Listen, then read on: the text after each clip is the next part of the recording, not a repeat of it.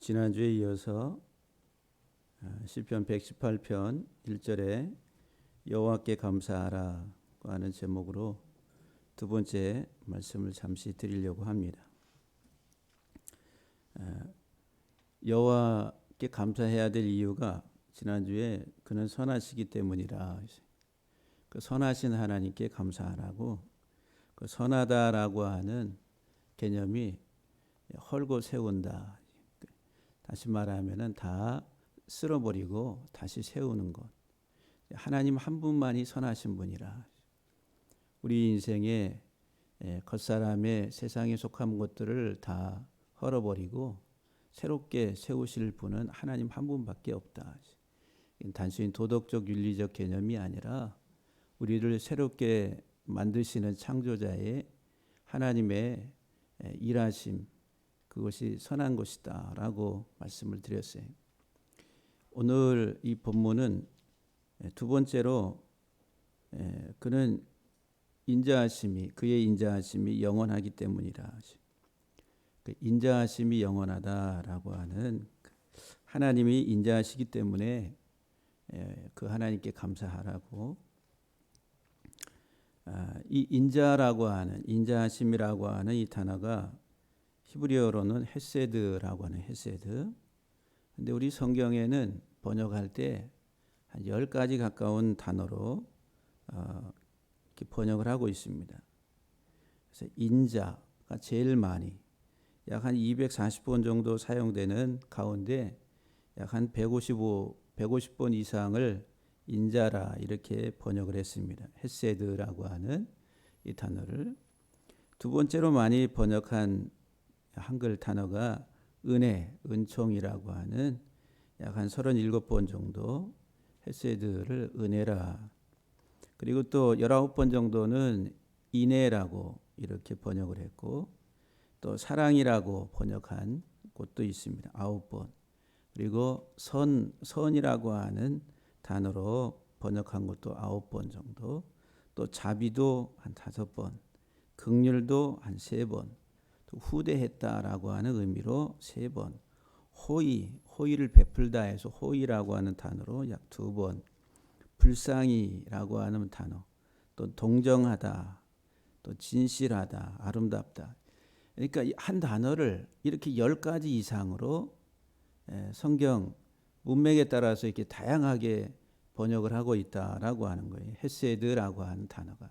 근데 하나님 여호와께서 그의 여호와의 그 인자하심이 영원하기 때문에 우리가 그 여호와께 감사해야 된다라고 하는 인자라고 하는 이 헤세드라고 하는 단어를 성경은 10가지 이상으로 이렇게 다양하게, 한 단어가 아니라 10가지 이상 우리 한글로 이렇게 번역을 하고 있다라고 하는 거예요. 히브리 단어는 그 의미가 상당히 구체적이라고 그랬어요. 인자 또는 자비, 긍휼. 우리는 이렇게 이런 우리 한글 단어를 보게 되면은 좀 도덕적이고 윤리적인 개념의 어떤 그런 의미들을 우리 머릿속에 떠올리게 됩니다. 그런데 이제 히브리 단어는, 히브리어 자체가 좀 구체적인, 표현 자체가 구체적이라고 하는 거죠. 그래서 이제 지난주에도 하나님은 선하시다, 그 선하다라고 하는 단어가 구체적으로 그 개념이 뭐가 있냐면은 헐어버린다는 거예요. 쓸어버린다는 거예요. 더러운 것들을 다 쓸어버린다. 이게 선하다라고 하는 그 구체적 개념이. 그리고 두 번째로는 새롭게 조직하고 방적한다, 이런 말이거든요. 그러니까 다 쓸고서 깨끗하게 헐어버리고 다시 그 위에다가 건물을 짓는 것과 같은, 그것이 바로 선하다라고 하는 거예요. 우리 이 교회 올라오다 보면 저 밑에, 굴다리 밑에 주택, 옛날 주택을 지난 한 주간 동안 다 헐더라고요. 그 포크레인 와가지고 다 깨고서 물을 뿌리면서 먼지 안 나게 하면서 일주일 내내 4층 건물을 헐더라고요. 근데 이제 제가 토요일 날 보니까 거의 다 깨끗하게 바닥까지 다 헐어버리고 이제 정리가 된. 그다음에 그 위에다가 다시 건축을 하겠죠. 도면을 만들어 가지고, 그러니까 헐어버리고 새롭게 건축하는 이런 것들이 성경에 있어서는 선하다라고 하는 거예요. 그러니까 이 성경은 우리 얘기, 내 얘기. 하나님은 선하시다 그러면 나를 헐어버리고 나를 새롭게 만드시는 것, 이게 하나님의 선하신 하나님의 성품이다라고 하는 거죠.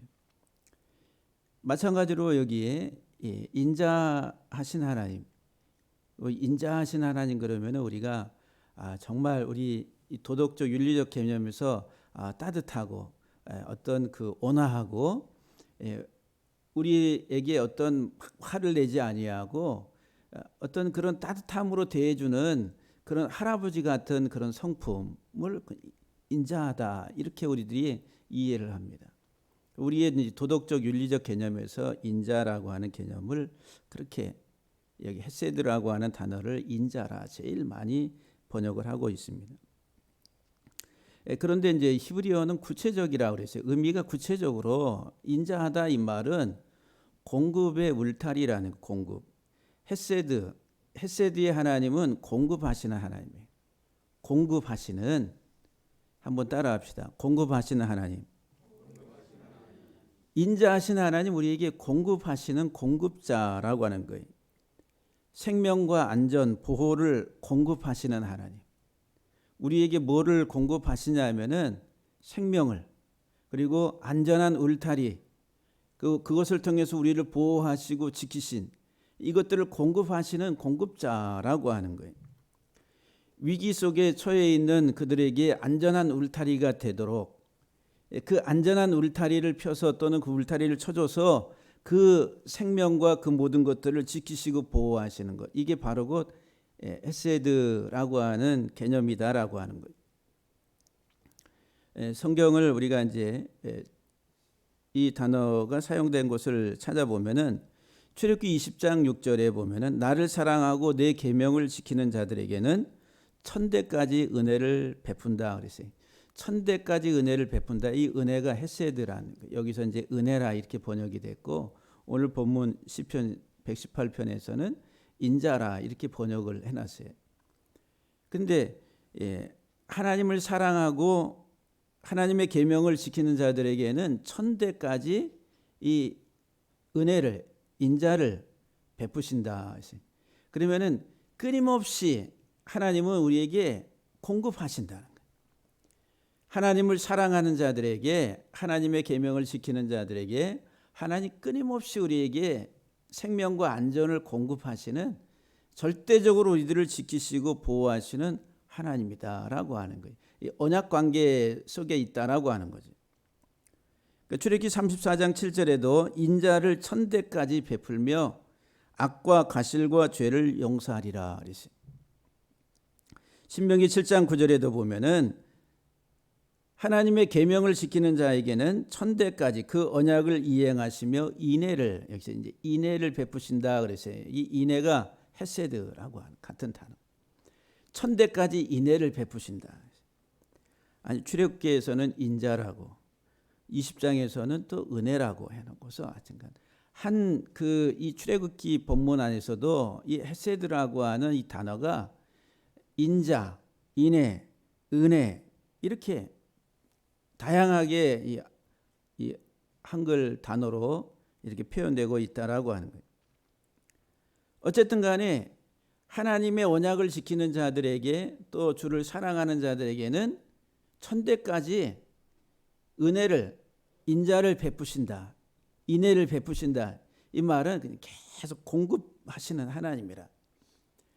우리의 인생의 삶을 안전한 울타리를 쳐서 우리의 필요를 채워 가시는 하나님이라. 그 하나님이 그런 하나의 그 인자를, 그런 헤세드의 공급의 은혜를 베푸시는 그 하나의 그 이면에는 언약 관계 속에서 하나님을 사랑하고 그 계명을 지키는 자들에게는, 그런데 또 이 긍휼을 절대로 베풀지 말라고 하는 대상들이 있는데, 우상을 섬기는 자들, 그리고 이방의 신을 섬기는 그 우상 숭배에 빠져 있는 자들과 또 율법을 어긴 자들에게는 긍휼을 베풀지 말라, 이렇게 성경은 우리에게 말씀을 주고 있습니다. 어쨌든 이 인자라고 하는 것은 구체적 개념이 공급한다는 공급. 우리에게 생명과 안전과 보호라고 하는 것들을 공급하시는. 근데 쟤는 지난주서부터 3주째 지금 이렇게 예배 시간만 되면 이렇게 움직이는데, 예? 방해꾼이 신경 쓰지 마시고, 꼭 저기 드론 같아요. 드론. 우리 청년들 이따 예배 끝나고 책임지고 완전히 박멸을 하시길 바랍니다. 그 두 마리가 또 이거 한 마리에서 두 마리가 된.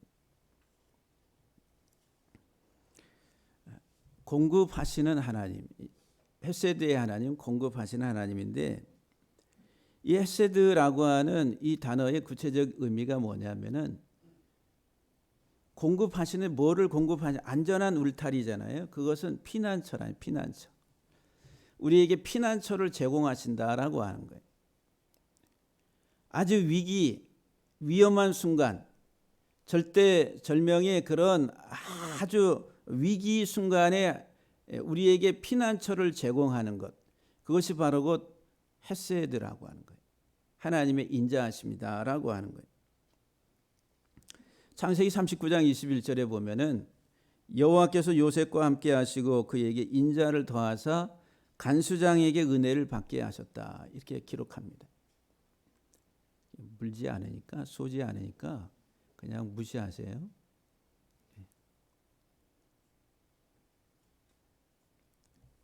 그 창세기 39장에 요셉이 보디발의 아내를 성추행했다라고 하는 누명을 쓰고 옥에 갇히게 됩니다.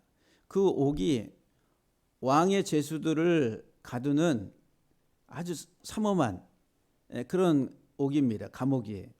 그런데 하나님께서는 그 요셉에게 인자를 더해서, 인자, 여기 헤세드라고 하는 인자를 더해서 간수장에게 은혜를 받게 하셨다. 옥에 이게 갇혀가지고 젊은 나이에 옥에 들어가가지고 그 옥살이를 하는데 거기는 정말 다양한 죄수들이 들어와 있을 거 아니에요.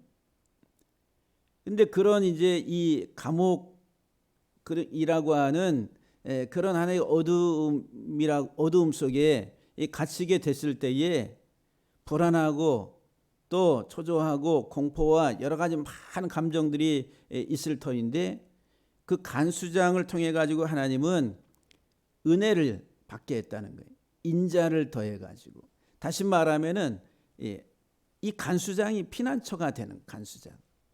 그래서 간수장이 자기가 하는 모든 행정 사무의 일을 요셉에게 맡겨 가지고 그 옥살이, 젊은 나이에 옥살이 하는 그 기간 동안에 거기에서 최고의 어떤 이 감옥에 있는 사람들 중에서 그 모든 일들을 총괄하는 그 자리에 있게 됐다라고 하는 거예요. 여호수아서 2장 12절과 14절 말씀을 보게 되면은 그 정탐꾼을 보내죠. 여리고 성을 들어가기, 이제 이 가나안 땅을 정복하기 위해서. 그때 이제 이 정탐꾼들을 숨겨준 기생 라합이 나옵니다.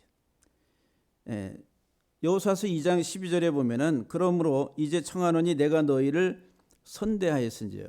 그 정탐꾼들을 숨겨주면서 내가 너희를 선대했다 그래. 그 선대했다라고 하는 선자가 여기 이제 헤세드라고 하는 거예요. 긍휼, 자비를 베풀었다 이 말이죠. 다시 말하면 피난처를 제공해줬다라고 하는 거예요. 그러니까는 이 가나안 땅의 입장에서 보면은 이 정탐꾼들을 잡아서 처형하는 것이 정상인데, 그러니까 이 정탐꾼들이 들어갈 때는 자기들의 목숨을 어떤 이제 그 죽을 각오를 하고 들어갈 거 아니에요.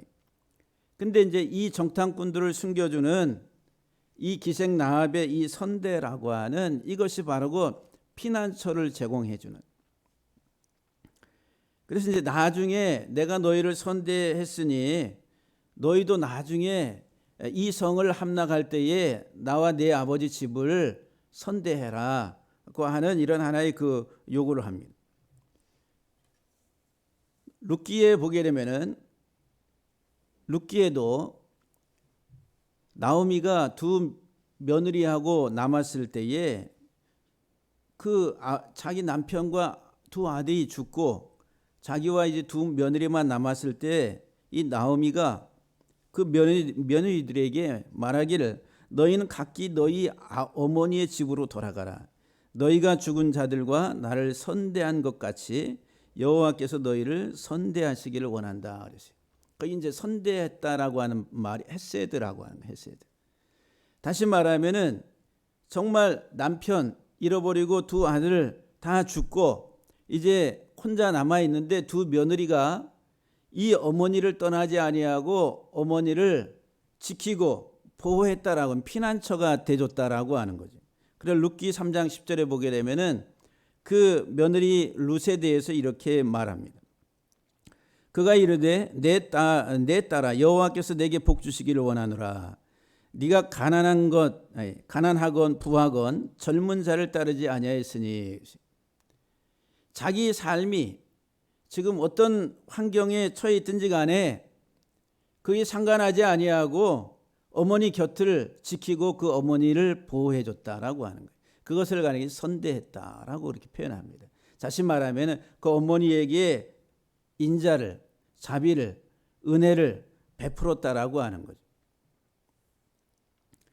그러니까 가난하고 약한 자들에게 피난처가 되어주는 것, 그게 헤세드라고 하는 거예요. 약자를 보호한다라고 하는 거죠. 그래서 출애굽기 15장 13절에 보게 되면은 여호와의 인자하심으로 주께서 구속하신 백성을 인도해 내셨다라고 말합니다. 하나님이 이스라엘 백성들을 애굽에서 이끌어내신 그 원인이 뭐냐? 하나님 인자하심으로. 애굽의 종살이하는 애굽의 종교라고 하는 애굽이라고 하는 세상에서 종살이하는 그들에게 하나님께서는 인자를 베푸셨다라고 하는 거예요. 애굽을 심판하시는 그 과정 속에서 하나님은 인자를 이스라엘 백성들에게 베푸심으로 구속하셨다라고 말합니다. 그리고 그들을 하나님의 거처로 옮기셨다라고 출애굽기 15장에서 그렇게 말씀합니다. 그리고 민수기 14장에서도 뭐라고 말씀하냐면은 주의 인자의 광대하심을 따라 이 백성의 죄를 사하여 주옵소서. 애굽에서 이스라엘 백성들을 사했던 것처럼 또 광야에서 그렇게 원망하고 불평할지라도 인자를 따라서 주의 인자의 광대하심을 따라서 이들을 사하여 주옵소서 이렇게 말합니다. 다시 말하면은 하나님이 이스라엘 백성들의 피난처가 되달라라고 하는 거예요. 그러니까 이 헤세드라고 하는 것은 피난처예요. 피난처를 제공해 주는 거예요. 시편 34편 8절에 보게 되면은 너희는 여호와의 선하심을 맛보아 알지어다. 그에게 피하는 자는 복이 있다. 여호와께 피하는 자는 복이 있다라고. 나훔소 1장 7절 말씀을 보면 여호와는 선하시며 환난 날에 산성이라. 그는 자기에게 피하는 자들을 아신다라고 말합니다. 사무엘하 22장이나 시편 18편을 보게 되면은 여호와는 나의 반석이요 여호와는 나의 방패요 여호와는 나의 구원의 뿔이요 높은 망대시요 그에게 피할 나의 피난처라. 그래서 내가 피할 나의 반석, 나의 산성. 다시 말하면 여호와 하나님 자체가 피난처라는 거예요. 피난처. 헤세드의 하나님이라고 하는 거예요. 우리가 이 세상 사는 동안에 내가 피할 곳이 어디냐면 여호와 하나님이라고 하는 거예요. 아버지 하나님이라. 그래서 시편 118편 오늘 본문에도 보게 되면은 8절과 9절 말씀에 여호와께 피하는 것이 사람을 신뢰하는 것보다 낫다. 여호와께 피하는 것이 고관들을 신뢰하는 것보다 낫도다라고 말합니다. 또 여호와를 신뢰하고 또 여호와께 피할 때에 수치를 당하지 않는다라고 그렇게 기록하고 있습니다. 우리가 이 세상 사는 동안에 철저하게 우리들은 하나님의 그늘 아래, 피난처이신 하나님의 그늘 아래 피해야 된다. 그 하나님의 헤세드라고 하는 인자하심의 그 피난처 되신 하나님께 피해야지만이 우리들은 확실한 보호를 받게 된다라고 하는 거예요. 그래서 이제 헤세드, 인자하신 하나님, 우리에게 하나의 그 안전한 울타리를, 생명의 울타리를 제공하시는, 공급하시는 하나님이다라고 하는 거예요. 우리가 이제 세상 정치를 보게 되면은 세계 이런 하나의 그 역학 구도 속에서 특별히 우리 한국의 한반도의 정세를 가지고 북한은 핵을 보유하고 있고 그걸 인정하느냐 않느냐라고 하는 그런 이야기들이 많이 나오죠. 그래서 뭐 핵을 한반도에서 완전히 제거해야 된다. 이제 그런 것들로 인해 가지고 뭐 이 세계 정세가 아주 특별히 한반도를 다룰 때는 그게 아주 키워드와 같아요. 그래서 그러면은 북한이 핵을 다 가지고 있는데 그러면 이 남쪽은 그럼 어떻게 해야 되느냐? 이제 미국이 핵을 여기에 들여와 가지고 그 핵우산을 뭐 그런 정책을 펴야 된다. 그 핵우산이라고 하는 미국의 핵무기라고 하는 무기의 그늘 아래에서 뭐 그런 의미죠. 그래야지 우리가 안전하다라고 하는 그런 개념으로 그렇게 주장을 합니다. 근데 하나님의 그 피난처, 하나님의 울타리, 하나님의 그런 보호의 우산은 그런 것과 비교할 수 없다라고 하는 거예요. 그러니까 하나님이 인자하시다라고 할 때는 하나님께서 우리에게 철저하게 보호에 아주 강력한 울타리, 피난처를 제공하신다라고 하는 거예요. 그래서 이제 여호와께 피하는 것이 사람을 신뢰하는 것보다 여호와께 피하는 것이 세상의 고관들을 신뢰하는 것보다 낫도다라고 말합니다. 우리들은 오늘날 신뢰하고 살아가는 그 대상이 세상 물질이다라고 하는 거죠. 그러니까 세상의 힘을 우리가 더 의지하고 따라가고 하나님께 대한 믿음보다도 그런 태도를 취할 때가 많이 있습니다.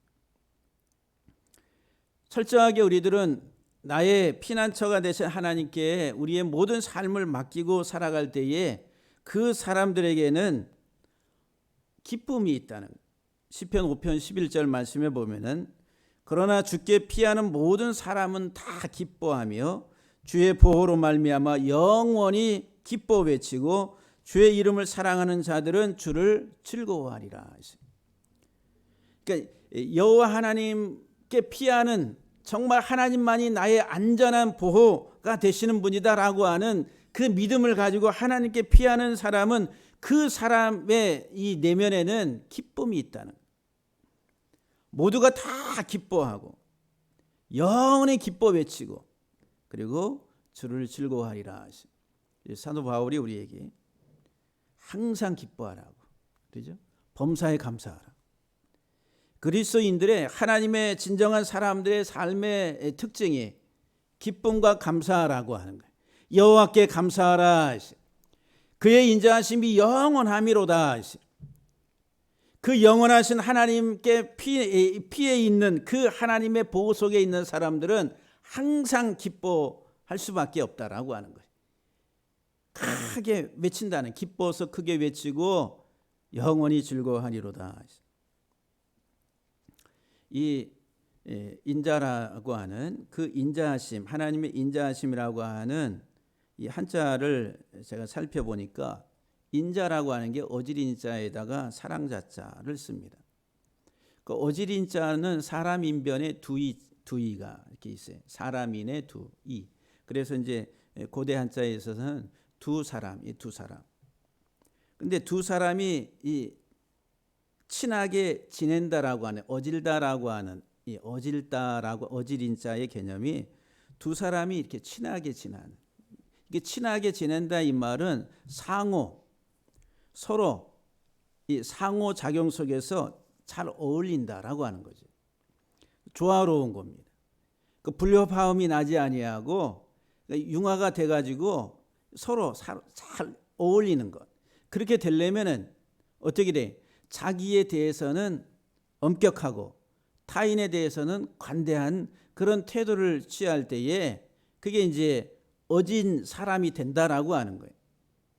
다른 사람에 대해서는 엄격하고 자기 자신에 대해서는 너무 관대한 게 우리의 습성이라. 그렇잖아요. 하나님이 만약에 하나님에 대해서 이제 이런 이제 이 인자를 가지고 보면은 관대하고 우리 사람에 대해서 엄격하다. 그 다시 말하면 이 법대로라고 하는 법대로 엄격하게 하나님 말씀으로 우리를 다루신다라고 하면은 여기 살아 있을 사람 하나도 없다라고 하는 거죠. 그러니까 이 어질다라고 하는 이 인자라고 하는 것이 이 두 사람이 친하게 잘 조화를 이루는 거예요. 이게 이제 하나님의 구원이라니 구원이라고 하는 개념이 하나님과 친밀해짐이라 친밀해짐. 그 죄라고 하는 것은 뭐냐면 하나님과 단절시키는 거예요. 분리시키는 거예요. 죄. 이 죄의 속성에는 탐욕이라고 하는 욕망이라고 하는 자기 자아라고 하는 강력한 이런 것들이 사람과 관계를 깨트리고 궁극적으로 하나님과의 관계를 단절시켜 버리는 그로 인해서 죄가 사망을 가져오게 되는 거예요. 근데 이 하나님의 구원하심은 하나님과 우리가 하나됨이라는 거예요. 그래서 이제 지성소 안에서 하나님께서 우리의 모든 죄를 예수 그리스도의 보혈로 어린 양이신 예수 그리스도의 보혈로 정결하게 씻으시고 지성소에서의 만남이 교제라고 하는 교통.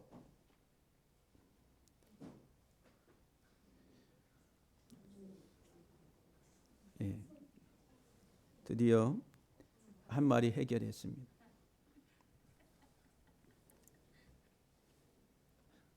오늘 땀이 많이 납니다. 이 어질다라고 하는 이 인자라고 하는 이것이 이제 그런 상호작용. 이 헤세드의 하나님의 사랑은 우리를 안전하게 보호하시고 용서하시고 우리를 구속하시는 하나님의 사랑을 우리에게 표현해주고 있다라고 하는 거예요. 우리의 허물과 죄라고 하는 것을 어린 양의 피로써 우리들의 모든 것들을 다 사하시고 또 하나님과 화목하게 하나 되게 하신. 그래서 이제 저와 여러분들이 정말 어질 인자를 가지고 살아가는 그런 우리의 삶이 되기를 원합니다. 조화로운 사람이라. 두 사람이 함께 친밀하게 부부가 정말 좋은 관계를 가지려면 어떻게 돼? 정말 잘 어울려야 될 거 아니에요. 근데 어울리려면은 또 서로 다르잖아요. 여러 가지 성격과 기질이 다 다른데 그럼 자기 자신에 대해서는 엄격하고 다른 사람에 대해서는 관대하게 그래야지만이 조화를 이룰 수가 있다라고 하는 거예요. 이게 이제 인자 어질 인자가 주는. 근데 인자라고 하는 자자는 사랑 자자입니다. 이 사랑 자자의 의미를 보면은 사랑. 두 번째는 어머니. 그 어머니가 자식을 얼마나 사랑합니까?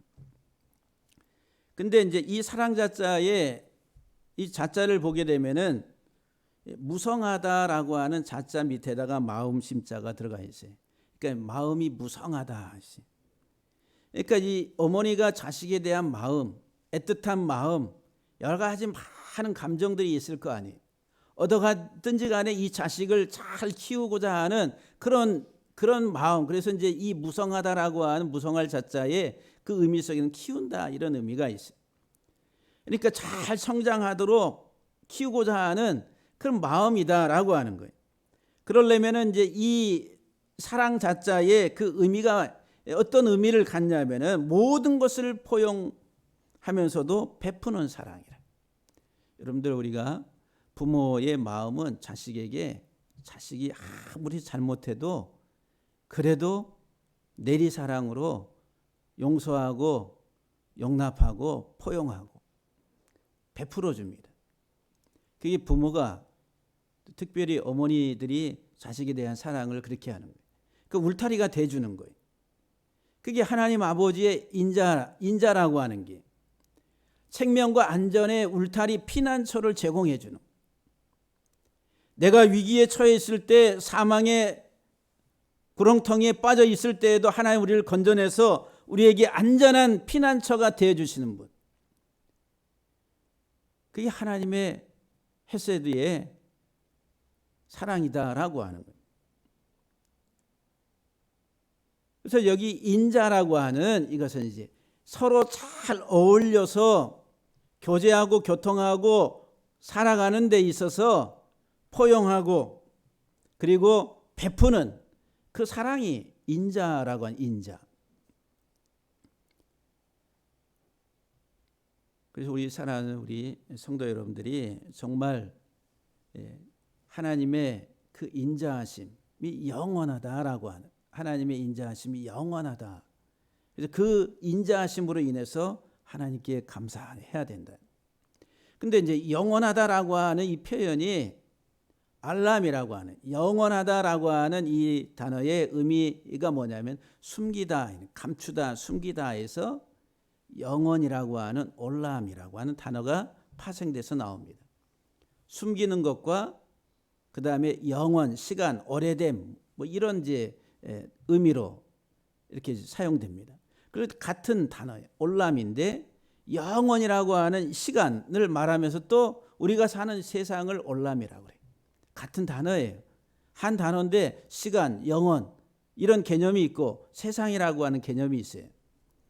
그러면은 우리가 이제 본래의 의미가 숨기다, 감춘다 이 말이에요. 여러분들 우리가 영원이라고 하는 개념을 이해합니까? 못해요. 영원. 아니 영원이 뭐야? 끝없이 계속되는 것. 우리들은 시간적인 어떤 흐름 이런 것 개념으로 이야기합니다. 근데 성경은 어떤 그런 시간의 흐름의 개념이 아니다라고 하는 거예요. 감춘다는 거예요. 숨긴다라고 하는 거예요. 그래서 이제 영원하신 하나님 그러면은 하나님이 영원히 존재하지. 하나님 우리가 뭐 얘기 안 해도 영원하신 하나님이에요. 그런 의미 개념이 아니라 영원하신 하나님이다라고 하는 것은 알 수 없고 깨달을 수 없을 정도로 초월적으로 감추어진 하나님이다라고 하는 거예요. 그러니까 그 인자하심이 영원하다라고 하는 것은 하나님의 그 인자라고 하는 그 사랑을 우리가 다 알 수 없는, 감추어져 있어요. 그 하나님의 그 무한한 사랑을 어떻게 우리가 다 알 수가 있습니까? 모르는 거예요. 우리가 이 사는 세상을 올람이라고 그래요. 같은 단어인데 이 올람이라고 하는 이 세상은 하나님의 계시, 하나님의 뜻이 감추어져 있어요. 근데 그것을 다 알 수가 없어요. 지식적으로도 마찬가지고 영적으로도 마찬가지고 우리가 이 사는 세상은 끝없이 우리가 알 수 없는 그런 감추어진 비밀의 세상이다라고 하는 거예요. 그래서 이제 이 올람이라 영원이라고 하는 것은 이제 이 지평선, 수평선이 있잖아요.